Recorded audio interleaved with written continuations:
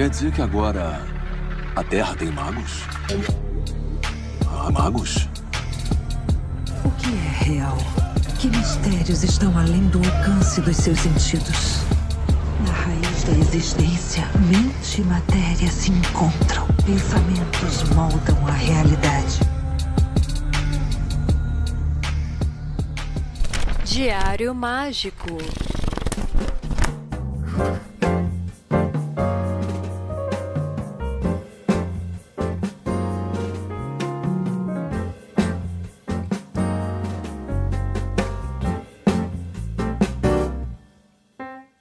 Aí sim, eu sou o Rodrigo Vignoli, seu apresentador, e está começando agora mais um Diário Mágico, muito especial, pois hoje, na data de lançamento desse episódio, 5 de maio, a gente completa 4 anos de existência. E eu preciso revelar pra vocês que eu cometi uma gafe no ano passado, falando que a gente estava completando 4 anos, e que na verdade eram 3, e eu só fui me dar conta este ano, e as pessoas falavam assim, nossa, Rodrigo, mas já tem esse tanto de tempo, e outros, nossa, que legal, eu acompanho desde o primeiro episódio, então, nossa, Rodrigo, o tempo passou muito rápido, né? E a verdade é que quando a gente está envolvido num projeto, como é o meu caso com o Diário Mágico, a gente sente que ele esteve lá desde sempre. Isso porque a carga de responsabilidade é muito grande, né?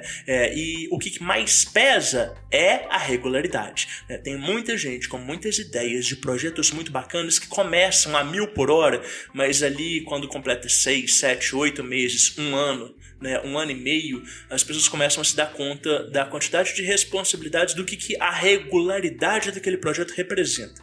E é claro que eu tenho auxiliares e colaboradores, tenho o Guilherme, né, que nos ajuda na edição, tem o João que faz as capas, tem a própria Raquel que ajuda na divulgação, que ajuda na apresentação, que, né, troca ideia com as pessoas, mas em geral eu cumpro esse papel de editoria, né, de olhar quem são os convidados, né, de fazer o próprio processo de gravação, né, cuidar da agenda e também cuidar dos roteiros, das apresentações, das lives.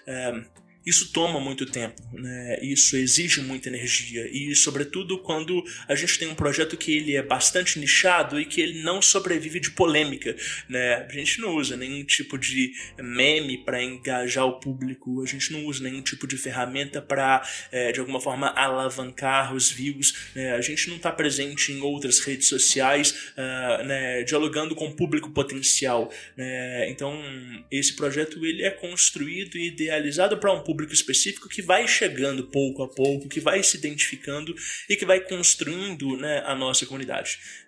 Eu falo sempre e reitero que o Diário Mágico ele só é possível por causa dos nossos apoiadores, né, e não só por causa do apoio financeiro. É lógico que esse é um incentivo muito grande porque ajuda a gente na produção do conteúdo, né, a pagar as pessoas que nos auxiliam, né, dentro do processamento do programa. Mas o principal mesmo de fazer parte, né, do Apoia-se e do nosso grupo é a troca de ideias, é o feedback em tempo real, é entender que o que a gente está produzindo está fazendo sentido para outras pessoas e que essas pessoas elas colhem mais do que resultados intelectuais, né? Não são novos conceitos que elas estão aplicando na vida delas, é de fato resultados nessas várias áreas, né, físicas e materiais, emocionais, intelectual, lógico, mas principalmente espiritual, né? E ver como que a comunidade conversa entre si, como que surgem amizades ali do meio, como que as pessoas conseguem fazer trocas, né, de valor e que ressignificam a espiritualidade, ver como é que os programas, né, as lives, elas de alguma forma alteram a perspectiva, né, das pessoas no meio, como que elas trazem esse feedback, seja, né, no inbox, né, conversando diretamente comigo, seja no meio do grupo, né, na comunidade, seja quando você simplesmente observa que as coisas começaram a dar certo, né, ou a pessoa às vezes arranja coragem para fazer um projeto que ela sempre quis. Isso tudo é o que movimenta, né, essa egrégora e faz o Diário Mágico ser tão longevo. O Diário Mágico ele nasce em 2021. E eu já tinha a ideia do projeto há mais de 1 ano e meio na minha cabeça. Eu já tinha a ideia de que eu queria que as pessoas que escutam participassem com histórias e com relatos. Eu já sabia que eu queria muito mais ouvir os convidados do que falar, mas eu sabia também que eu tinha algumas coisas para colocar para fora. Aconteciam muitos casos muito únicos no consultório que eu não tinha com quem comentar e que eu sentia que eu desperdiçava eles comentando só com meia dúzia de pessoas, com um paciente aqui e acolá, com gente que tinha passado por situações similares, e eu sentia que muitas daquelas histórias que eu estava vivendo e que me impressionavam, elas precisavam de chegar em outras pessoas, elas podiam ser muito mais bem aproveitadas.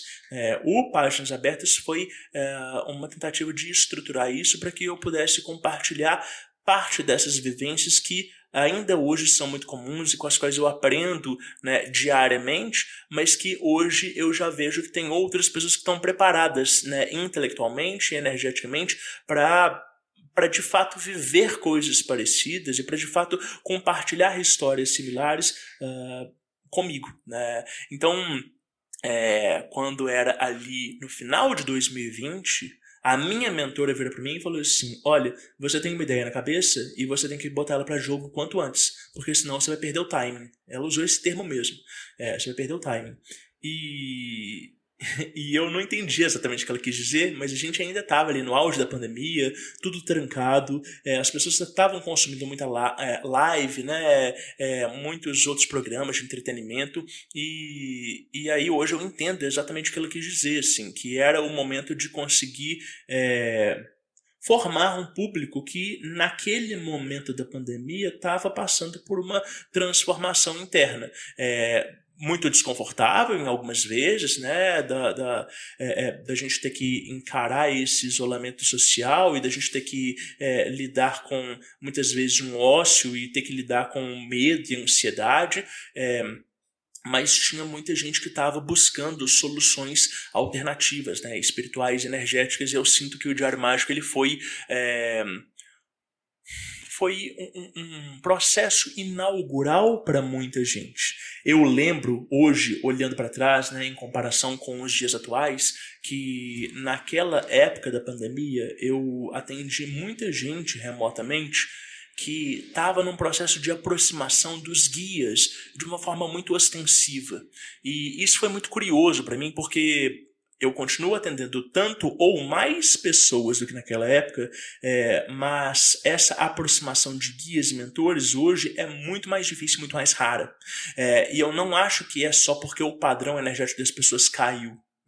Eu acho sim que havia uma intenção dessas inteligências se aproximarem de pessoas que estavam prontas e preparadas, consciencialmente para ter esse acesso naquele momento. E que hoje isso ainda pode acontecer com uma ou outra pessoa, mas a gente tem outras tantas distrações, e está focado em tantas outras situações que é muito mais difícil de a gente estabelecer esse tipo de contato.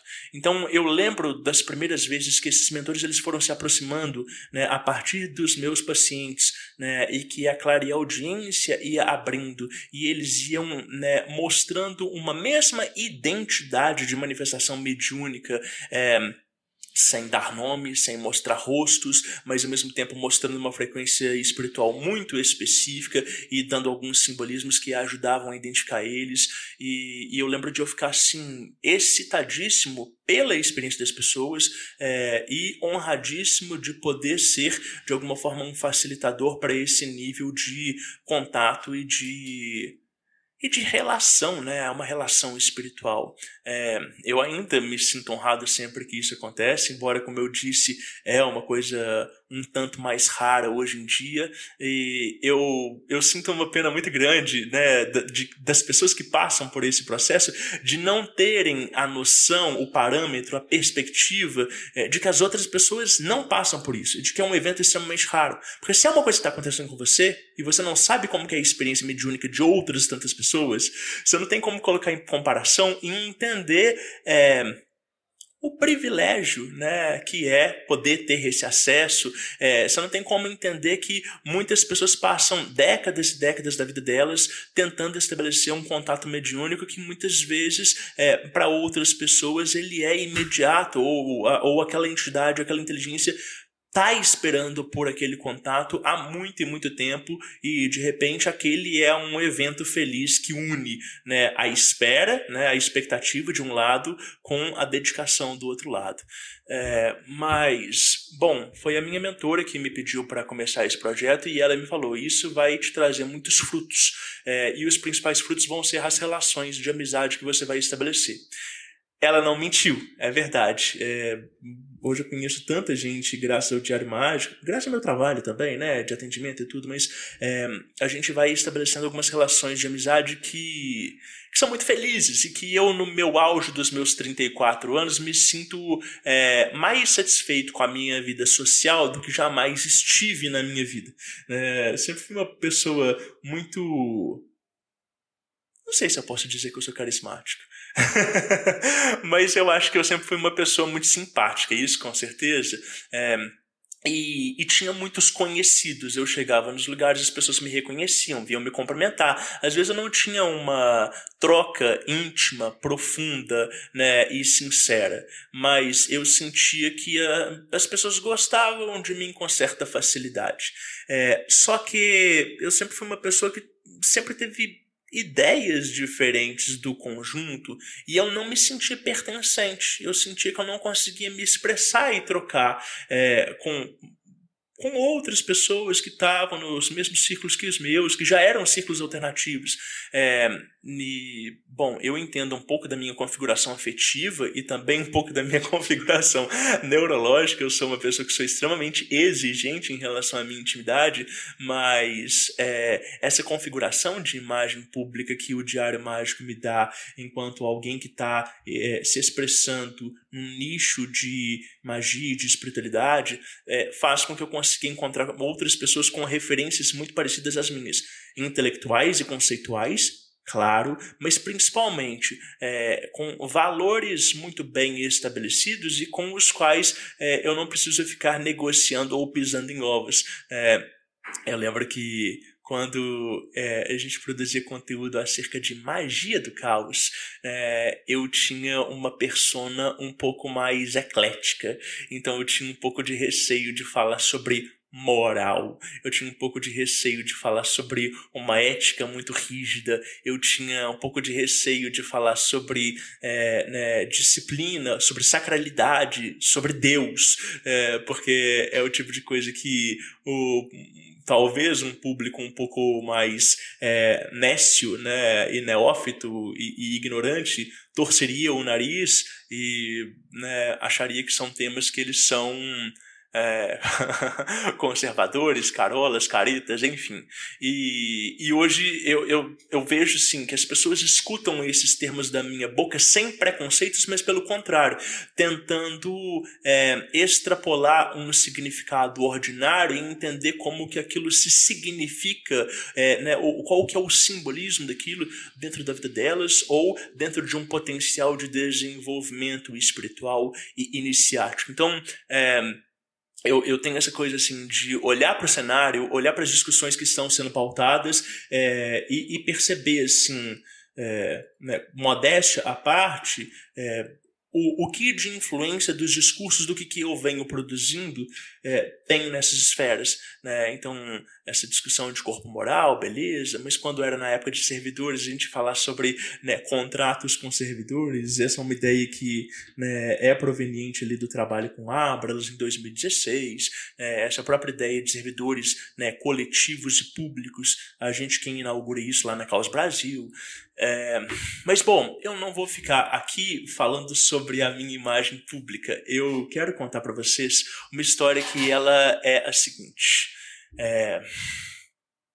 Quando eu era novo, e aí eu tô falando dos meus 11, 12 anos de idade, eu tinha uma dificuldade de integração muito grande, justamente porque eu era muito exigente comigo mesmo e sentia que eu não me sentia pertencente em lugar nenhum.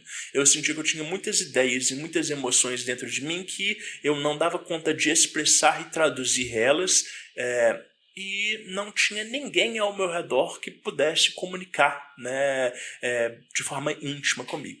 Então, nessa época, eu comecei a escrever. Eu comecei a escrever poemas, poesias, um ou outro texto, mas era uma forma de eu conseguir colocar para fora parte do que eu sentia. Eu vejo que muito da minha maturidade emocional vem dessa época de eu tentar me entender e me elaborar, porque se eu não fizesse isso, ninguém mais faria por mim, e eu senti que eu ficava completamente estagnada emocionalmente, né?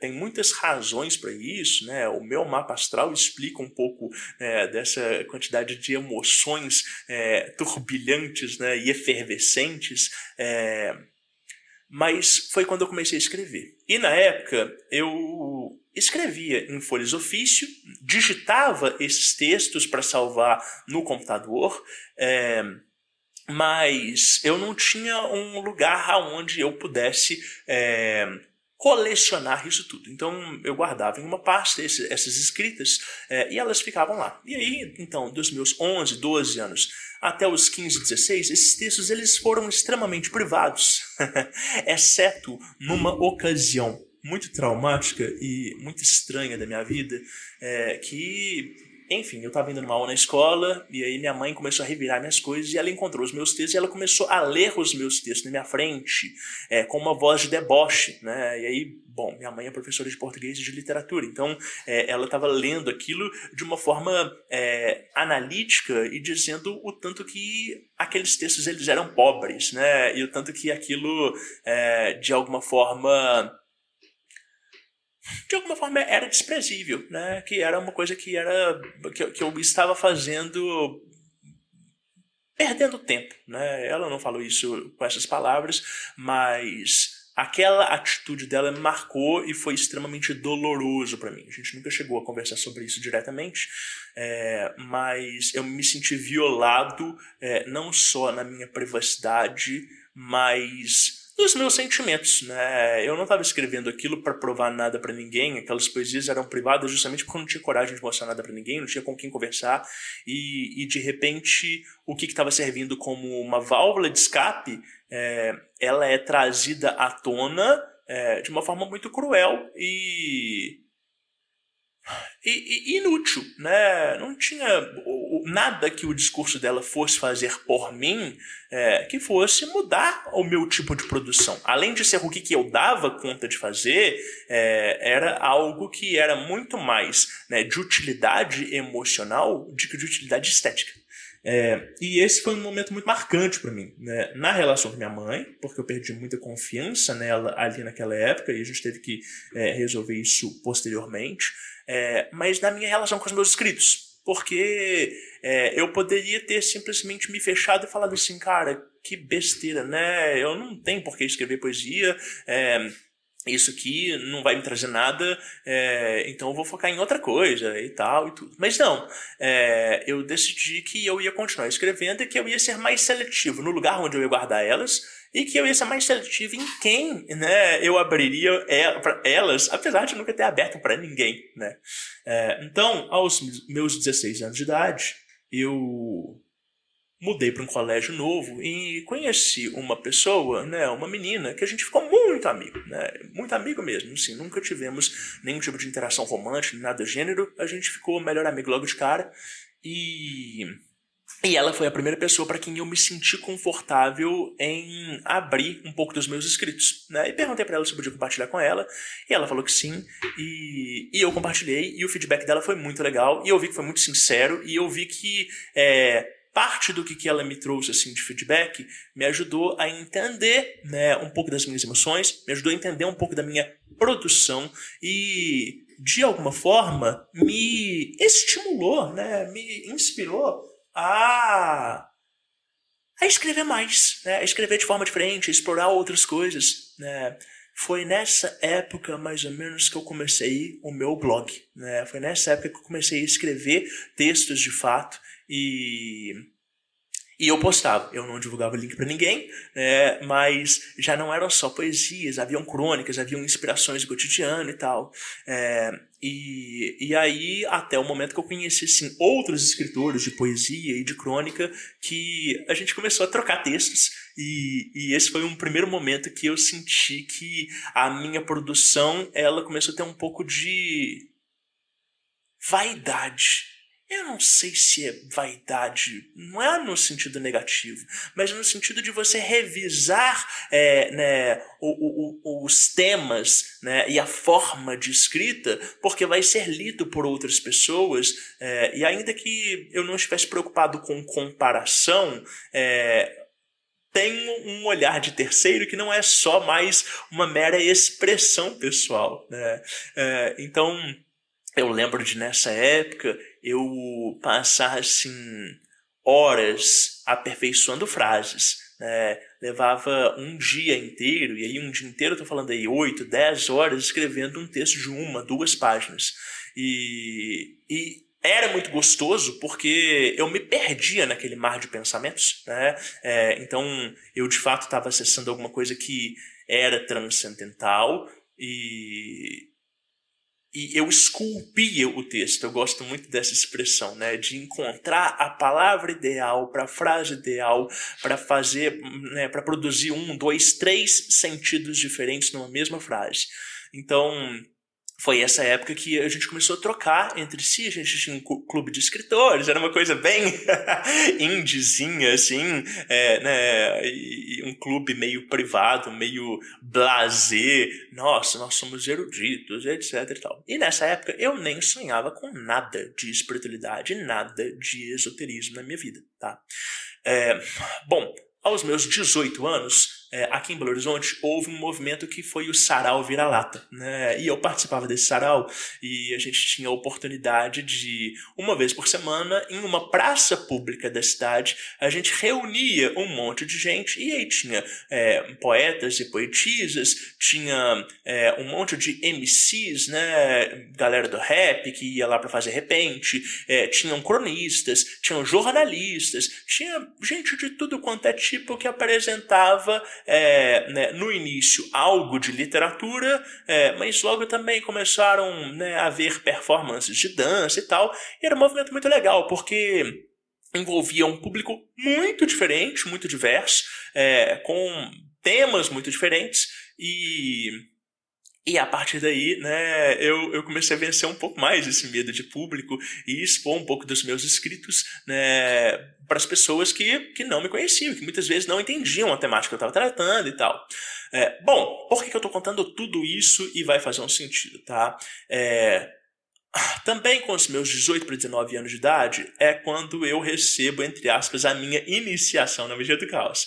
Eu acho que eu já contei essa história aqui em algum outro episódio, mas como eu estou contando vários fatos íntimos da minha vida, eu acho que vale a pena eu rememorar isso. Então, eu era um adolescente que estava ali no final do meu ensino médio. Eu estava numa época um pouco, desculpe o termo, né, despirocado. Meu pai vira para mim e fala: Rodrigo, você não vai ficar mais nem um mês nessa casa se você não arranjar um trabalho. Eu falei: putz, mas eu vou trabalhar com o quê? Ele falou: não sei, se vira. E aí, meu pai nunca tinha feito nada disso comigo, pelo contrário, ele sempre foi muito condescendente, sempre foi muito tranquilo em relação à minha criação.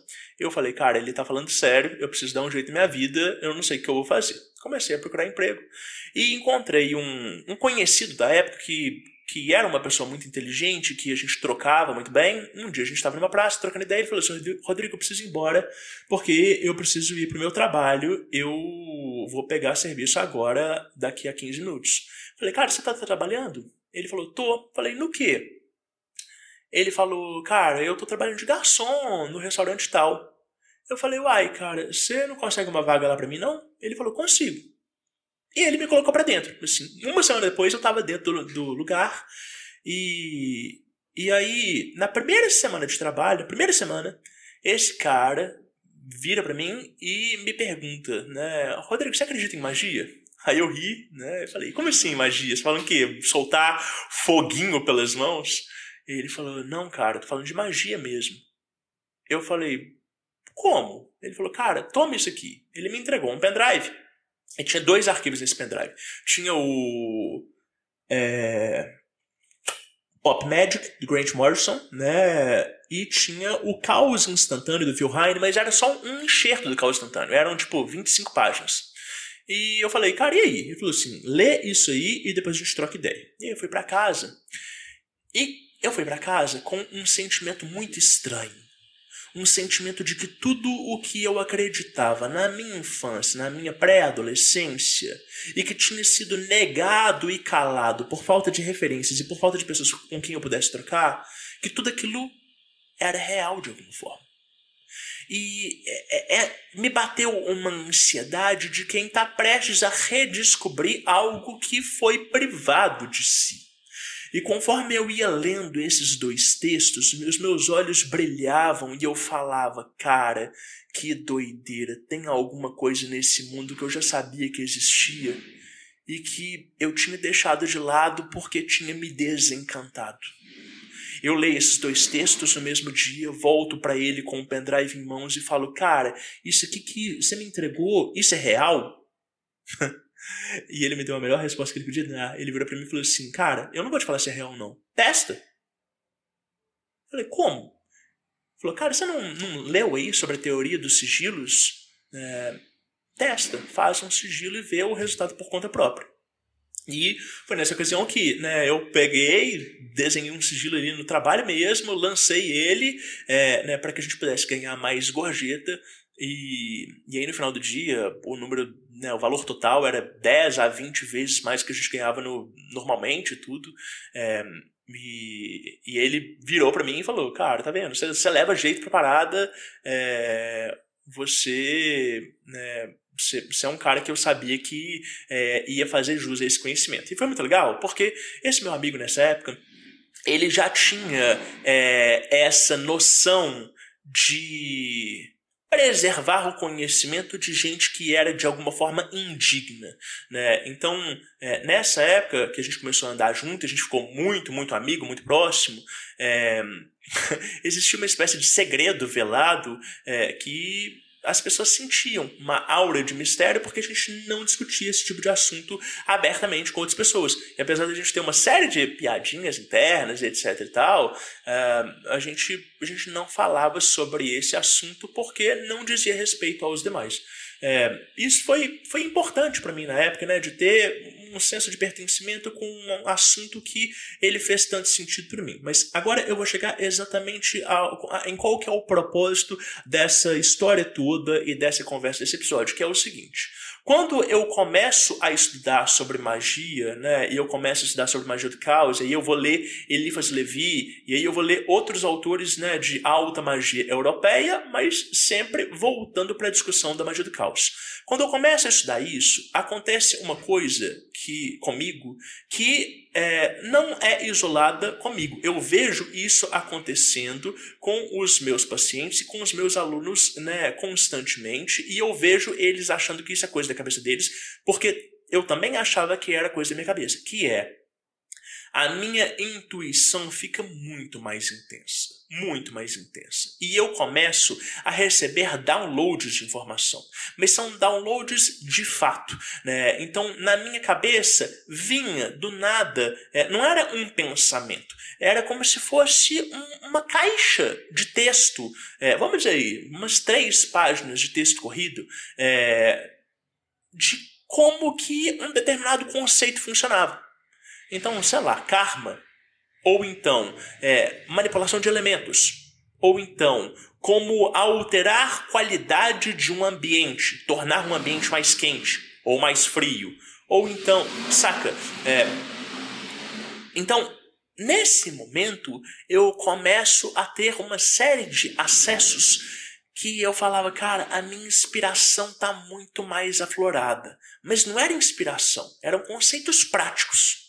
Então, nessa época, eu comecei a ter a necessidade de andar com um caderninho para cima e para baixo, né?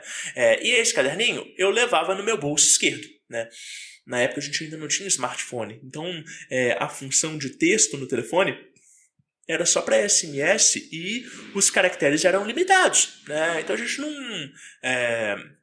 não tinha essa possibilidade de fazer as anotações. Eu falo sempre, né? Hoje eu olho pro meu notas do celular e eu tenho, aqui agora, vamos ver. Eu tenho 1.725 1.798 notas no meu celular, 1.800 notas. Essas notas, a maioria delas são textos ou são frases de inspiração. É lógico que tem anotações técnicas, etc e tal e tudo, mas assim, vamos dizer que 80 a 90% desse conteúdo são textos. E na época, esse caderninho, ele era o depósito de tudo o que me surgia de inspiração. Tudo o que, de alguma forma, depois eu ia transcrever para um texto, para compor de fato um conhecimento. A gente recebe a informação, a gente processa e transforma ela em conhecimento, seja através de texto, seja através de um podcast, seja através de algum tipo de exposição, seja através da transcrição para o nosso diário mágico. Então, nessa época, esse caderninho ele era um pequeno grimório. E eu usava ele também para transcrever dos livros que eu estava lendo informações, esquemas e conceitos que eles eram importantes. Então eu pegava esse caderninho e aí desenhava o pentagrama, e desenhava as associações dos elementos com cada uma das pontas, e aí desenhava como que fazia o ritual menor do pentagrama, puxava para que lado, é da ponta inferior esquerda para cima, etc e tal. Ou então, o esquema do hexagrama, como que a gente relaciona com os planetas, para que funciona. Então, era um caderninho de bolso, que era um grimório, e que ele ia recebendo essas anotações todas. E eu saía para cima e para baixo com esse caderninho. Raquel me conheceu nessa época, eu já tinha esse caderninho, eu andava com ele para cima e para baixo. E quando um caderninho enchia, eu comprava um novo, transcrevia as partes principais, guardava o antigo num lugar, eu ainda tenho eles todos aqui numa gaveta que eu estou olhando para ela agora, e aí pegava o novo e continuava essas anotações. E, por muito tempo, eu lia sobre a importância do diário mágico, mas eu não sentia que eu queria me comprometer comigo mesmo de ter que ficar anotando a minha vida no dia a dia. Eu não me sentia inspirado a isso. Eu sentia que eu preferia muito mais ter um grimório, que ele era um caderno de técnicas, do que ficar falando do meu dia a dia ou escrevendo as minhas experiências mágicas, até porque eu não achava, que as minhas experiências mágicas elas eram relevantes o suficiente para serem anotadas, eu não sentia que elas eram tão inspiradoras assim.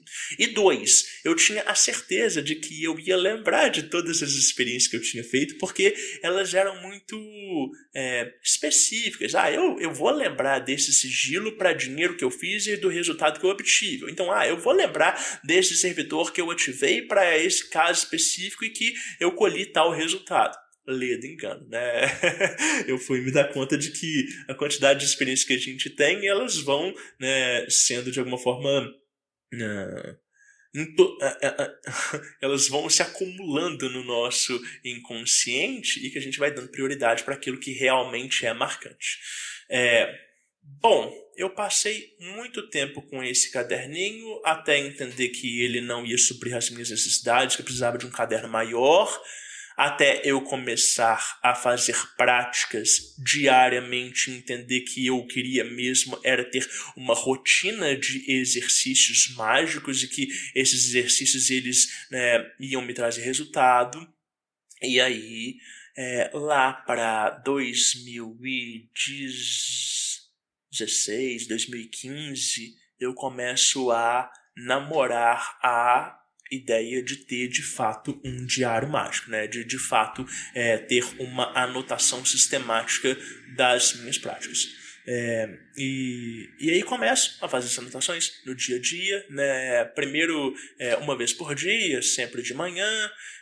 Aí começa a ver que eu não tenho como anotar as coisas do dia anterior, que eu perco isso durante o sono, então começo a anotar à noite, porque aí eu faço uma revisão do meu dia, mas aí eu vejo que eu queria anotar aspectos da minha prática da manhã e aí decido fazer isso 2 vezes por dia. Então, sempre que eu acordo, anotava sonhos, anotava sono, anotava as práticas da manhã, anotava como é que tinha sido a meditação, porque eu sempre preferi fazer meditação pela manhã do que à noite. E, de noite eu anotava como é que tinha sido o dia, anotava as práticas à noite, anotava, às vezes, algum tipo de expectativa que eu tinha para os próximos dias, né? Então eu fui tocando assim. E aí, nessa época, eu decidi começar o processo dentro da Astrum Argentum, né?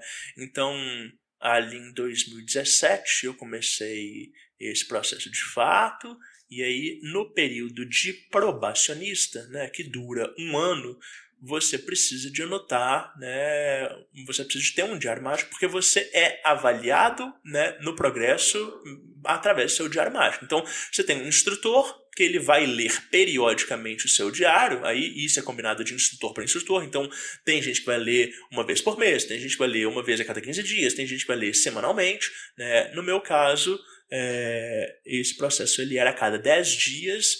O meu instrutor até falou sobre a hipótese de eu começar a anotar digitalmente, porque eu ia facilitar para ele ler, né? Mas eu fui muito resistente, ainda sou, e falei com ele que eu tiraria fotos, né, das páginas do meu diário e mandava para ele ler, né, coitado. E ele lia a minha caligrafia. Foi um custo eu conseguir adequar uma caligrafia que funcionasse para ele e para mim, né, porque eu fazia as letras bonitas, demorava muito mais tempo para eu conseguir escrever o que eu tinha para escrever. Mas foi um processo que ele foi muito importante na minha vida, porque ele de fato consagrou essa minha disciplina de anotar, né, o meu dia a dia, de descrever analiticamente as minhas práticas. Então isso era uma coisa que eu não tinha, porque quando você está anotando só para si, né, você tem uma outra perspectiva de escrita de quando você está anotando para que um terceiro entenda, né? Você não vai usar algumas abreviações, às vezes você pode ficar um pouco, como que se diz? Um pouco envergonhado, né, de anotar alguns aspectos específicos da vida, mas isso também faz parte do processo iniciático de ser sincero consigo mesmo, com a sua própria espiritualidade. Então você vai fazendo com que aquele diário ele de fato seja uma extensão da sua vida e que ele aborde todos os aspectos, desde a espiritualidade até a sexualidade, passando pelos relacionamentos com amigos, com familiares, passando pela forma como você lida com o dinheiro, passando pelas suas aspirações e também pelas suas sombras, né, por todas as crises e por todos os seus problemas, né? E é claro que é desconfortável se desnudar dessa maneira para alguém que é um estranho e que está num processo de guiança, mas que você não tem outras garantias de que aquela pessoa é de uma moral ilibada e que tem, que não tem segundas ou terceiras intenções dentro daquele processo. Mas isso também faz parte, né, desse desenvolvimento espiritual. Então, esse processo de probação foi muito bom e eu sempre recebi dos meus instrutores o mesmo feedback, de que eu era muito dedicado, que eu era muito organizado, porque eu anoto todos os dias mesmo. Então, é para fazer práticas durante 1 ano todos os dias. Ótimo, então não tem recaída, não tem dia, hoje não fiz prática porque cheguei em casa de madrugada, hoje acordei passando mal e não fiz prática, né? Esse meu nível de disciplina, né, quase autista, né, e aí sem nenhum tipo de uso pejorativo, né, do termo, mas assim, desse entendimento de que a realidade precisa ser daquele jeito e vai ser daquele jeito porque é a forma como eu sou sistemático. Então, concluí esse processo de aprovação, virei neófito e tal e tudo, e aí já não tinha mais um acompanhamento, né, de um diário mágico tão ferrenho quanto naquele primeiro momento em 2017, 2018 inteiro, né? E aí é bom lembrar que então, beleza, final de 2018, início de 2019, já não tinha ninguém acompanhando regularmente o meu diário mágico, e em 2021 que eu vou lançar esse episódio. Então, é claro que essa entrada na AA inspira diretamente a criação do podcast. E aí, isso inspira também a entender que se eu tinha uma metodologia de anotação E ela foi se aprimorando conforme eu fui fazendo esse processo de acompanhamento por um instrutor, e conforme eu fui entendendo o que era relevante ou não de se anotar. Na minha cabeça existiam outros tantos métodos de anotação, e que fora daquela ordem, ou seja, em outras organizações, em outros nichos, em outras egrégoras, existiam outras pessoas que provavelmente tinham identificado outras qualidades essenciais de anotação que não aquelas às quais eu estava acostumado, e que talvez poderia ser muito útil ter esse entendimento para eu poder aprimorar ainda mais esse meu estilo de anotação. Bom, nessa época, então, eu estava anotando os meus diários e ainda sempre escrevendo os textos para os blogs, Agora eu já não tinha tempo de ficar lapidando um texto por 10, 8 horas, Mas eu ainda mantive o meu compromisso de 4 textos por mês. Ainda que um desses textos fosse uma mera frase de efeito, ou uma descrição cifrada de algum evento espiritual que tinha acontecido na minha vida. Ainda hoje é assim, ainda hoje eu posto 4 textos por mês. Inclusive, um dos últimos textos que eu postei foi sobre a minha saída, o meu desligamento da Astrum Argento, depois de 7, quase 8 anos. Não por nenhum acontecimento pessoal, gosto muito de todas as pessoas que passaram por ali, falo que eu sou muito grato aos meus 2 instrutores que me receberam ali, mas caminhos diferentes, É o que eu falei, assim, eu tenho tantas frentes de trabalho, tantos projetos simultâneos, eu estava tão parado na ordem e com outras responsabilidades que eu já não estava fazendo com a empolgação de antes, que eu falei, cara, talvez eu não deva estar aqui, talvez esse tempo tenha passado, e aí consultei alguns oráculos, e aí consultei alguns guias, e aí entendi que de fato não era mais um lugar onde eu estaria, onde eu desenvolveria aquilo que minha espiritualidade me pede agora. Mas eu gosto de destacar esse período dentro da ordem porque ele foi muito importante em termos metodológicos, em termos de elaboração e refinamento prático. A ordem me deu principalmente a emancipação da autorreferência, porque eu escrevia e apresentava o que eu estava escrevendo para um terceiro, que ele ia olhar para aquilo com um olhar analítico e ele ia me dar devolutivas sobre as minhas práticas e sobre como eu estava conduzindo aquele processo dentro daquele grau que eu estava me propondo a fazer, a executar. Então, essas correções, essa perspectiva externa, seja ela conflitante, seja ela para de alguma forma corroborar com a narrativa, ela é muito importante porque ela te traz pontos a serem considerados que às vezes você estava acertando, mas não sabia por que estava acertando. Então, esse olhar do instrutor, esse olhar do professor, esse olhar do iniciador, da pessoa mais velha, ou essa troca com o coletivo, ela é muito útil nesse sentido. Eu lembro que no início do meu desenvolvimento dentro da AA, eu recebi um e-mail não é corregedoria, porque não é polícia, mas tipo assim, da própria instituição perguntando se eu estava sendo bem instruído, e me perguntando se eu tinha alguma crítica para fazer em relação à metodologia da ordem. E eu falei que eu estava sendo instruído maravilhosamente, que eu adorava o meu instrutor, e eu falei assim, eu não tenho nenhuma crítica, mas eu gostaria de conhecer outras pessoas e de ter um contato mais próximo com outros membros.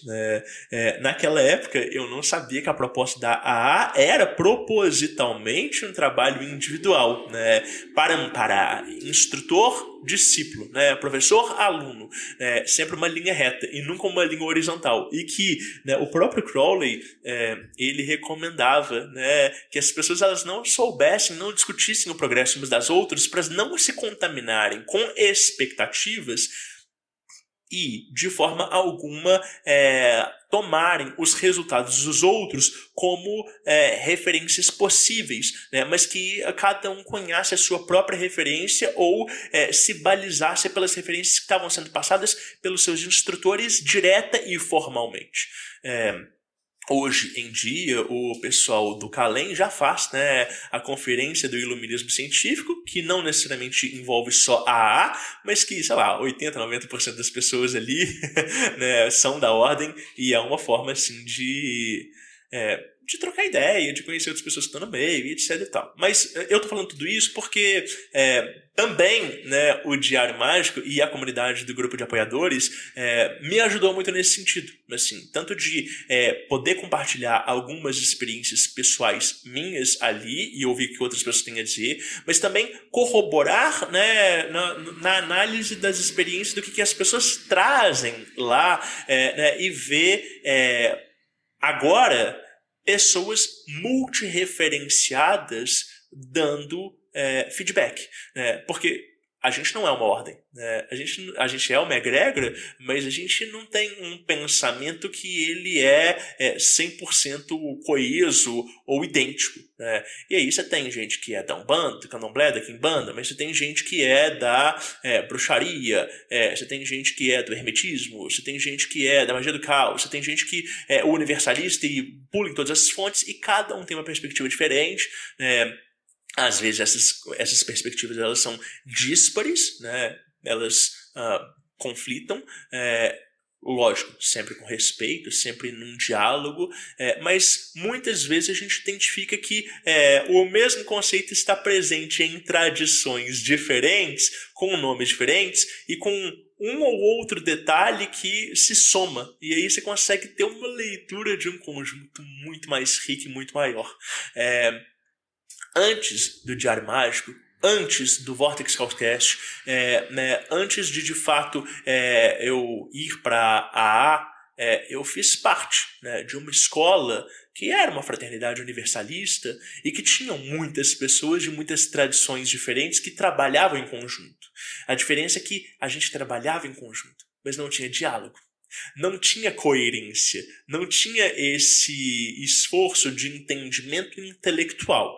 Existia um esforço em conjunto de executar o trabalho da instituição, mas não existia um esforço de aprofundar e transcender as limitações dos dogmas de cada tradição para se produzir novos sentidos. Eu e mais algumas pessoas, sim, fazíamos isso ativamente porque estávamos interessados em beber de fontes diferentes, em enriquecer o nosso vocabulário, em entender fenômenos sob óticas diferentes, mas eu não posso dizer que isso era uma perspectiva compartilhada por essas pessoas todas, muito pelo contrário, as pessoas pareciam muito mais interessadas em chegar ali, executar o trabalho delas, aprender o que dizia recebido para elas e tapar os ouvidos para a trajetória de cada um, porque a trajetória delas era o que estava funcionando para elas, e pronto, se eu souber demais vai causar confusão e não vale a pena.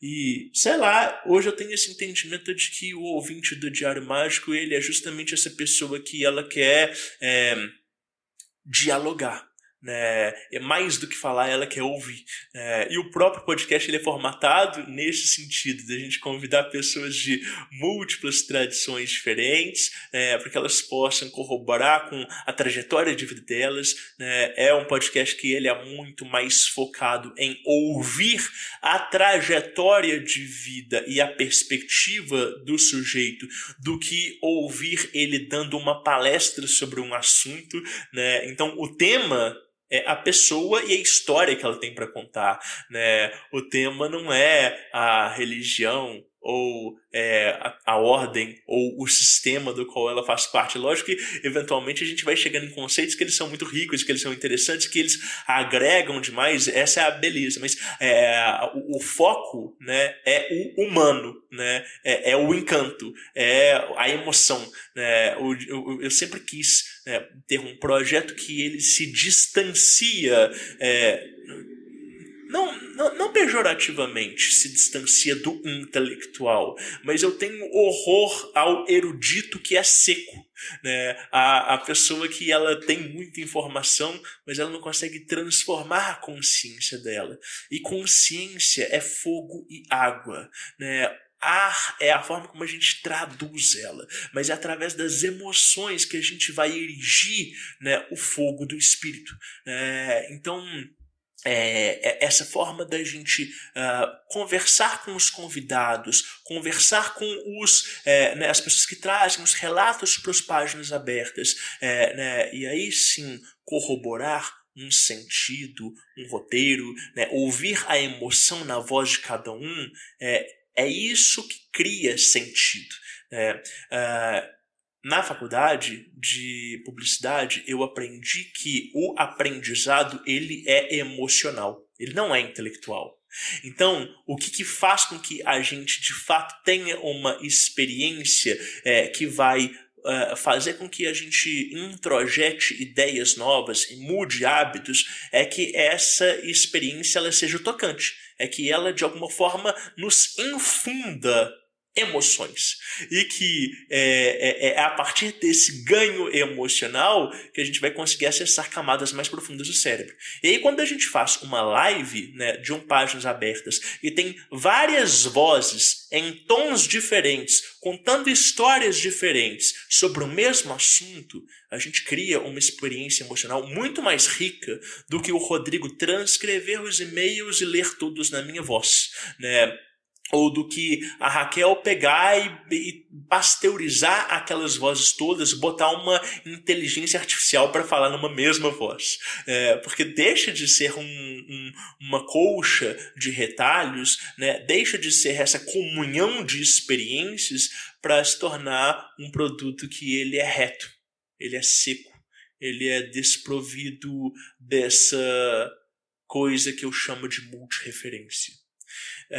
E aí, pessoal, bom, voltando à história, hoje eu continuo anotando os meus resultados diariamente, né, de manhã e à noite, eu continuo com as minhas práticas e eu continuo tentando entender qual que é a melhor forma de traduzir os benefícios da anotação sistemática para os meus pacientes, para os meus alunos e também para você que é ouvinte, que é espectador do Diário Mágico e que ouve a gente tanto falando de anotações, mas às vezes me fala: Rodrigo, eu sei que é importante, mas eu tenho dificuldade.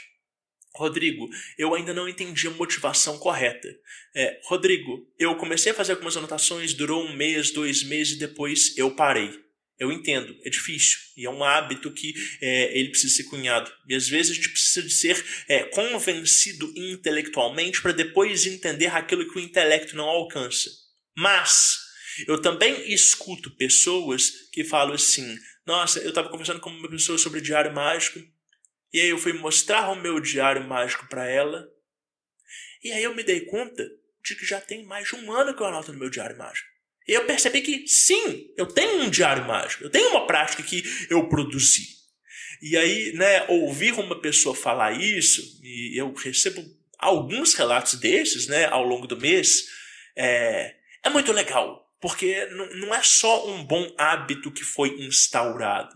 É também uma produção intelectual, é também uma produção artística, é também uma elaboração emocional. E cara, o seu terapeuta, seja ele um psicanalista, seja ele um psicoterapeuta mesmo, seja ele um terapeuta holístico, ele vai ficar feliz demais, porque o seu processo ele vai decolar, ele vai refinar, sua capacidade de análise sobre si, sobre as situações, ela vai se expandir de tal forma que você vai falar: cara, por que eu não comecei isso antes? Ou então, cara, por que isso não é ensinado nas escolas? Então, cara, por que eu nunca tive a ideia de que eu preciso de traduzir as minhas experiências para que elas sejam ainda mais palatáveis e para que eu consiga processar mais e mais os recursos do meu dia a dia? E às vezes você pode chegar e falar assim: nossa, quando eu passei por aquela experiência na minha vida, se eu tivesse um diário anotado ela, eu ia poder voltar e entender muito mais o tanto que aquilo foi importante. Eu falo isso se eu tivesse um diário da primeira vez que eu recebi aquele pendrive e eu pudesse anotar quais foram os primeiros pensamentos, o que estava passando na minha cabeça, no momento em que eu percebi que aquilo tudo que eu estava prestes a acessar era algo que eu já sabia inconscientemente na minha infância e que ficou calado por tanto tempo e que provocou um desencanto com o mundo e que me deixou uma pessoa tão mais triste, tão mais frustrada e que de repente vem aquela efervescência de emoções, aquela excitação com o viver. Nossa, isso é muito bom poder ler aquelas páginas agora. E quantas foram as vezes que eu virei para uma pessoa depois de uma sessão que ela tinha passado por uma experiência incrível e transcendental e que ela teve visões ou de vidas passadas ou de guias e mentores, e eu falei, olha, se eu posso te dar um conselho, anote essa experiência, porque você acha que você vai lembrar dela e talvez você lembre dela para o resto da vida, mas não com a riqueza de detalhes que você me relatou agora e não com as mesmas emoções que você está sentindo. Foram muitas e muitas vezes que eu falei isso para outras pessoas. Hoje em dia, graças a Deus, é cada vez mais raro que eu tenho que falar isso, porque as pessoas que eu atendo, elas, de uma certa forma, já anotam as experiências, eu já tenho essa noção de que tudo aquilo que é mais relevante, mais profundo, merece ter um tempo de transcrição textual. Mas é isso, eu vou continuar do lado de cá, buscando outras formas de traduzir o tanto que é importante e oportuno a gente escrever sobre a nossa vida, sobre a nossa espiritualidade, sim, mas sobre os nossos fatos cotidianos, sobre as nossas emoções e também sobre a nossa percepção do mundo. Colocar em palavras aqueles conceitos que a gente sempre pensou, mas que a gente achava que era viagem da nossa cabeça.